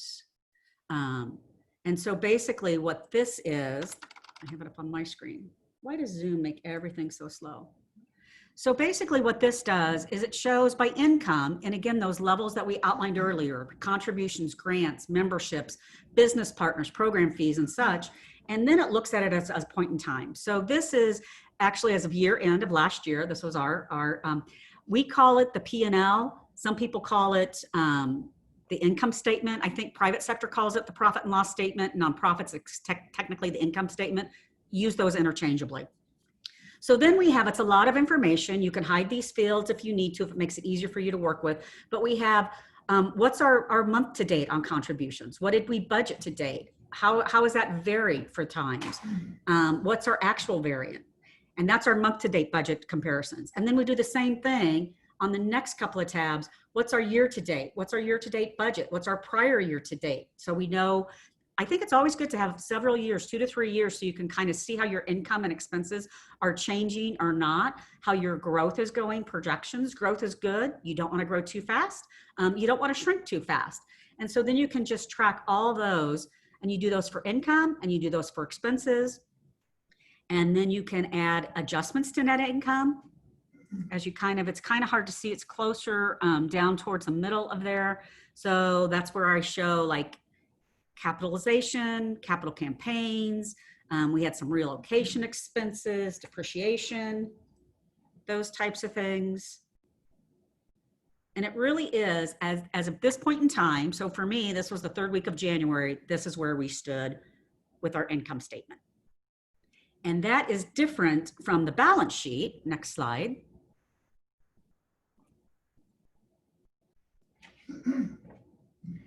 So the balance sheet is really important to have it up to date, just in time information. So when you're preparing grants or functional income statements, this shows your current balance, assets, liabilities. And so let's say if you need to have all your accounts updated. So make sure that you've paid off the credit card bills, and make sure that if you're doing a balance sheet for the end of December, that I've paid all of my December bills, my rent, my utilities, my phone, my staff reimbursements, all those types of things. And then that way my income statement will be correct and it'll match my balance sheet. And so this is very similar but different information. We have an example again of one of NAM's, where we kind of just look, okay, what are our current assets? What do we have in our bank accounts? And we're comparing where were we at December 31st of 2019 and comparing it to December 31st of 2018. And what's the difference? Why do we have more money in our checking account at the end of this year than last year? Well, part of it is we're getting money for a capital campaign that was coming in that was going to be allocated again. What do we have in our petty cash? What do we have in bank accounts? What do we have in accounts receivables? What are some of our other assets? What are any expenses that we've prepaid that we want to keep track of? And then we also look at our fixed assets. That's property and equipment, our website, intangible things, accumulation and depreciation. What are some grants receivables? These are grants that we've been awarded. We know they're coming in. We just don't have them yet. And then refundable deposits, if any, that we have. And so then you get your total assets, and then that you compare it with your liabilities that you have, and those are your accounts payables. Who do I owe money to? What do I owe on the credit card?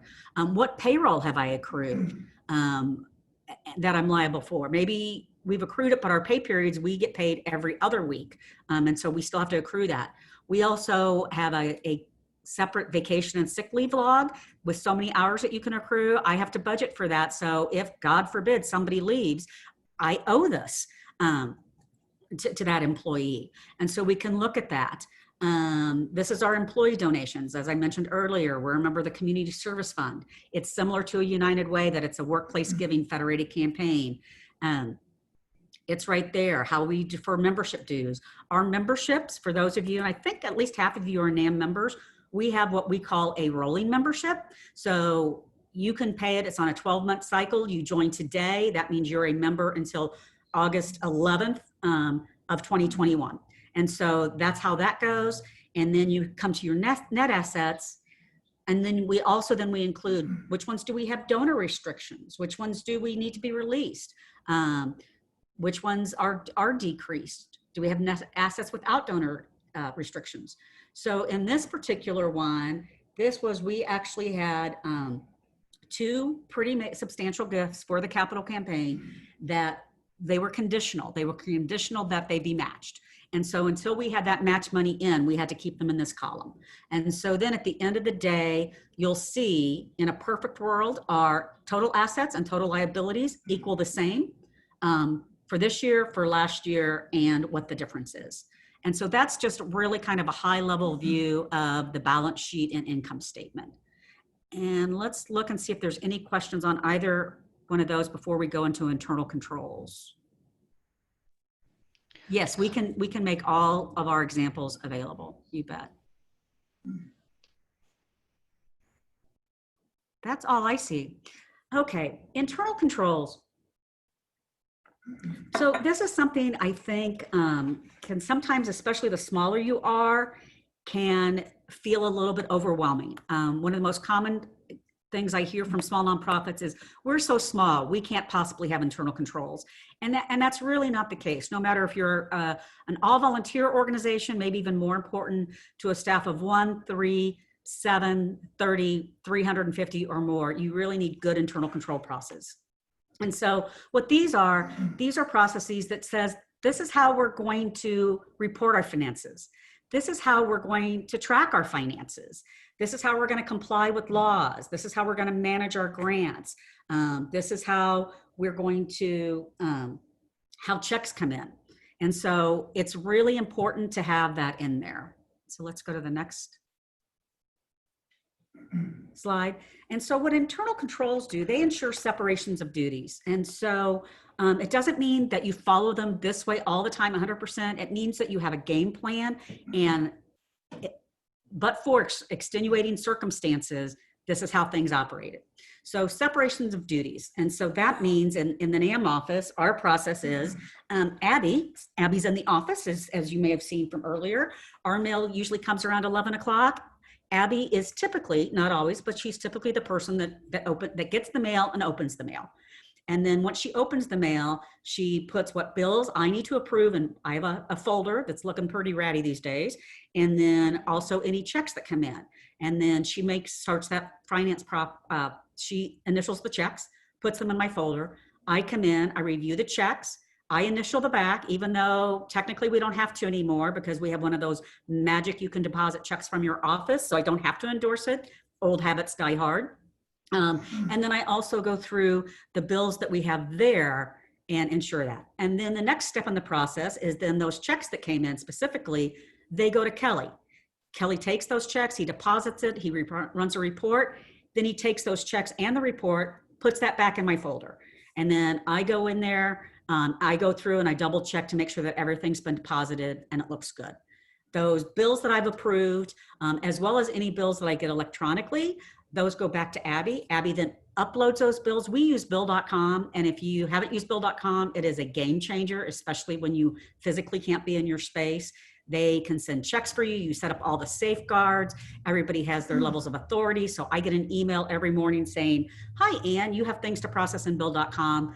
Go in, and then I can look and I can dig down into the invoices. I can look at staff's reimbursement forms, all those things, and take care of that. Internal controls also safeguard an organization by financial loss. It really helps create the culture of expectations.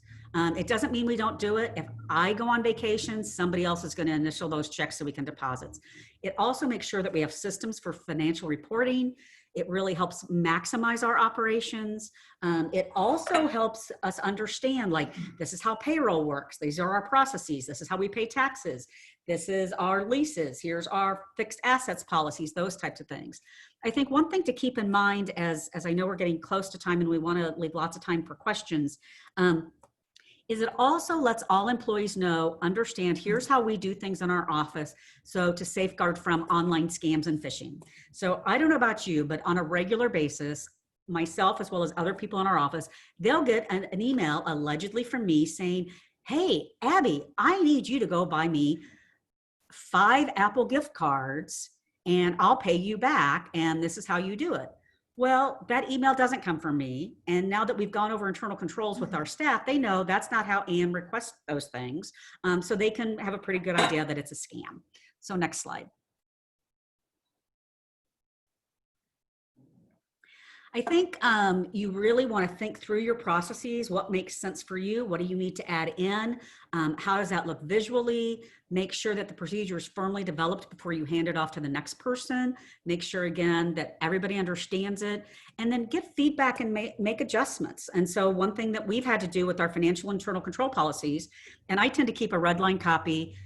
We do an annual audit every year. We're not required to, but we think it's a best practice. So once I get the audit and any recommendations, then I automatically start the red line copy for next year. One thing we added in this year, we changed the language from checks will be deposited daily to checks will be deposited regularly, because we're not going into the office daily. Our office is still closed for right now.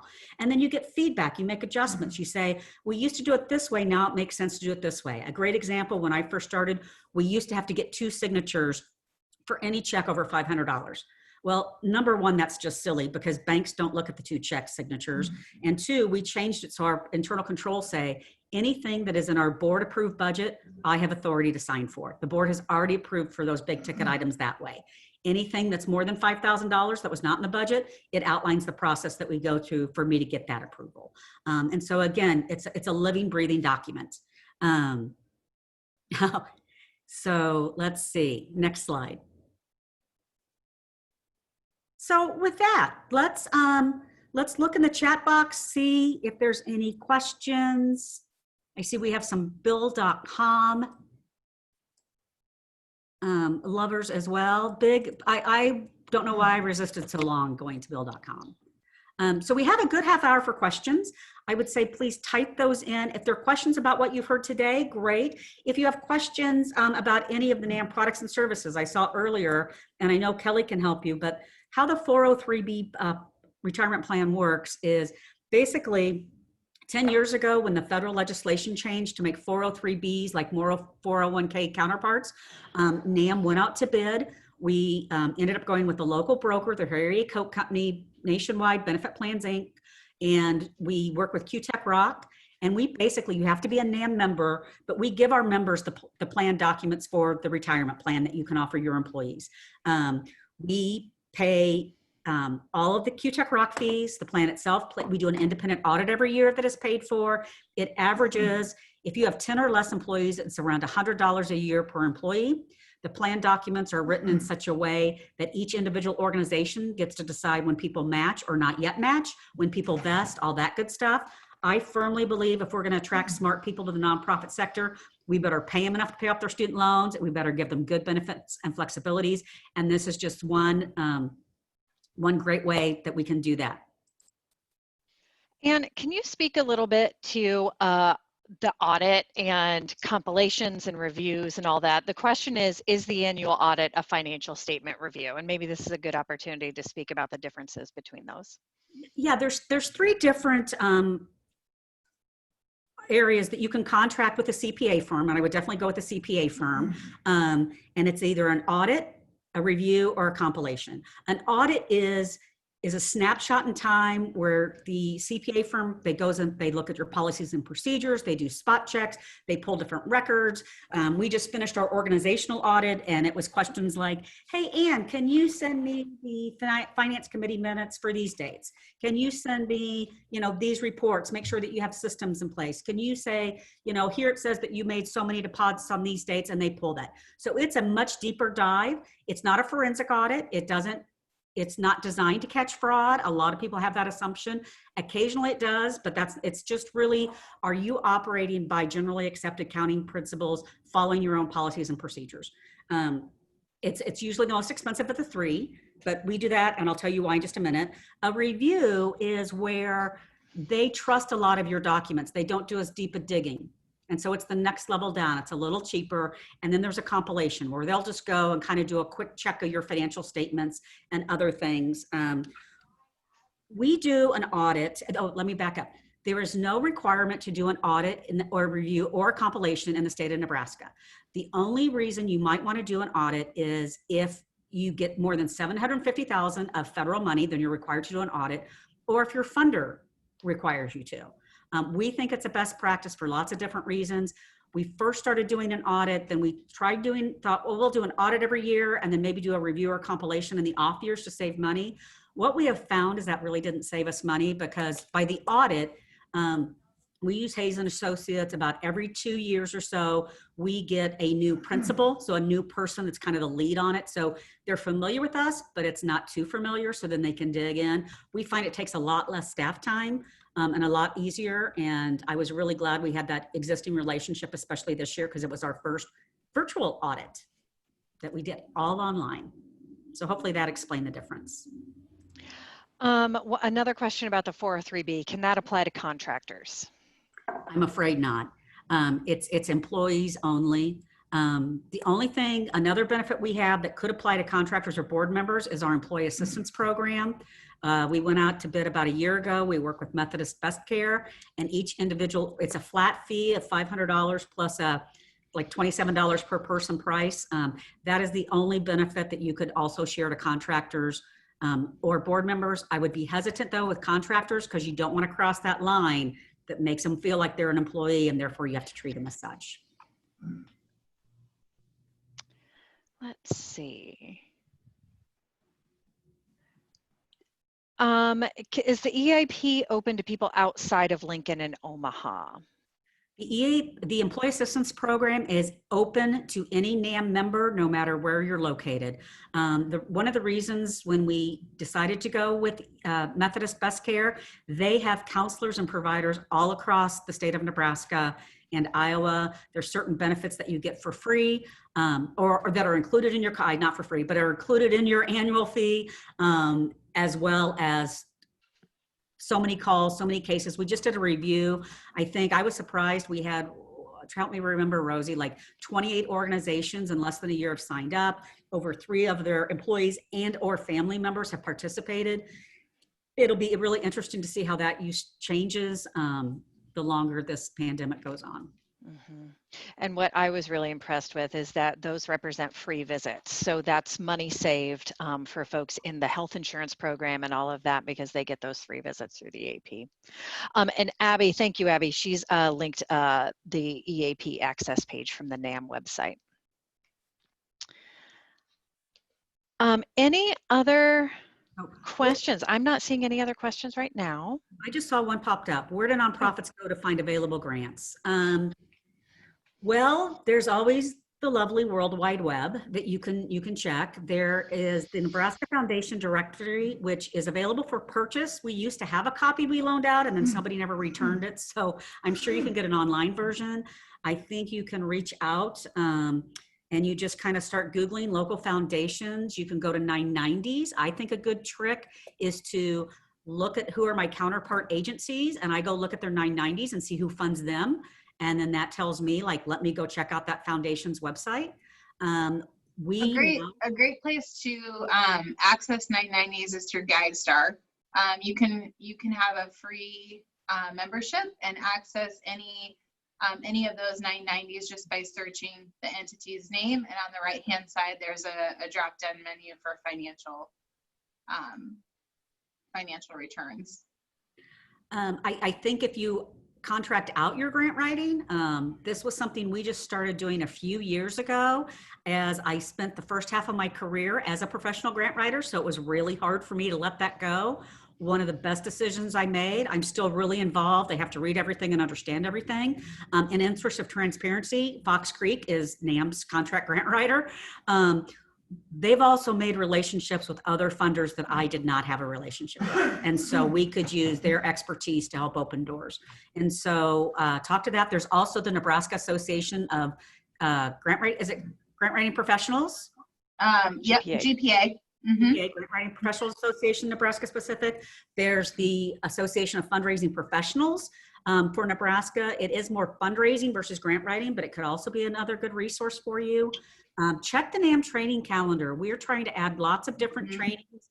So we've had, I know Rosie's just been working with our counterparts across the country and other business partners to put as much fundraising training up there that we can. Oh, go ahead, Rosie. I just wanted to remind everybody that if you are a NAM member, you get a substantial discount on a Grant Station membership. I believe it's $70 as opposed to $700 if you're a NAM member. So, and you can access that through our website as well. It's $75 a year. There you go. Thank you.